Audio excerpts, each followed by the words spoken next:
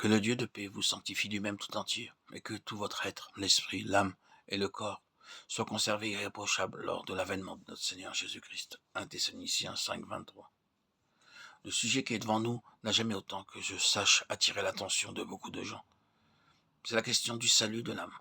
Chaque fois que nous abordons la question du salut, il est d'une extrême importance de reconnaître l'énorme différence qu'il y a entre l'esprit et l'âme. Selon 1 Thessaloniciens 5, 23, les Écritures décrivent nettement l'homme en possession de trois éléments importants: l'esprit, l'âme et le corps.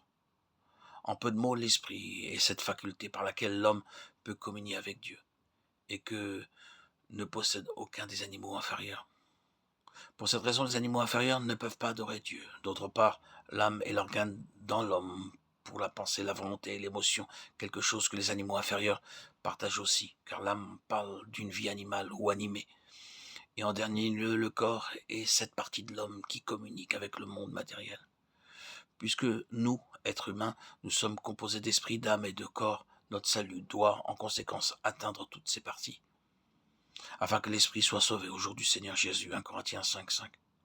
Ceci parle du salut de l'esprit, en attendant l'adoption, la rédemption de notre corps. Romains 8, 23. Ceci parle du salut du corps. Mais ce que nous voudrions examiner en ce moment se rapporte au salut de l'âme. À ce propos, examinons avec soin chaque fois dans le Nouveau Testament le salut de l'âme est mentionné afin de nous permettre de comprendre ce que cela signifie réellement. Alors Jésus dit à ses disciples: si quelqu'un veut venir après moi, qu'il renonce à lui-même, qu'il se charge de sa croix et qu'il me suive. Car celui qui voudra sauver sa vie la perdra, mais celui qui la perdra à cause de moi la trouvera. Et que servirait-il à un homme de gagner tout le monde s'il perdait son âme? Ou que donnerait un homme en échange de son âme? Car le Fils de l'homme doit venir dans la gloire de son Père avec ses anges, et alors il rendra à chacun selon ses œuvres. Je vous le dis en vérité, quelqu'un de ceux qui sont ici ne mourront point, qu'il n'ait vu le Fils de l'homme venir dans son règne. Matthieu 16, 24, 28. Alors Jésus dit à ses disciples: par ceci, nous savons que les paroles qui suivent le Seigneur Jésus les a dites à ses disciples, et non pas à des étrangers. S'ils sont des disciples, ils sont alors sauvés. Par conséquent, n'oublions pas que les mots qui suivent s'adressent à des saints sauvés, et non à des pécheurs non sauvés. Si quelqu'un veut venir après moi, cela est si un homme parmi les sauvés voudrait suivre le Seigneur. L'homme est un disciple sauvé qui désire surtout suivre le Seigneur, qu'il me suive, mais sur la voie des conditions qui sont énoncées par la suite, qu'il renonce à lui-même. Renoncer à soi-même signifie ne pas tenir compte de soi-même ou renoncer à ses privilèges. Renoncer à soi-même veut dire se mettre de côté pour chercher la pensée de Dieu, de sorte qu'en toute chose, on ne puisse suivre sa propre pensée ni être centré en soi-même. Cette catégorie de personnes seulement peut suivre le Seigneur. Ceci va de soi, car comment peut-on suivre le Seigneur si l'on se suit soi-même? Qu'il se charge de sa croix et qu'il me suive. Ceci est encore plus profond que de renoncer à soi-même, car renoncer à soi-même est seulement ne pas tenir compte de soi-même, tandis que se charger de sa croix, c'est accepter tout ce que Dieu a décidé pour la personne et être disposé à souffrir conformément à la volonté de Dieu. En renonçant à nous-mêmes et en nous chargeant de la croix, nous pouvons vraiment suivre le Seigneur. Car celui qui voudra sauver sa vie la perdra, mais celui qui la perdra à cause de moi la trouvera. Ici, le mot vie est dans le texte original grec psyché, ce qui signifie âme.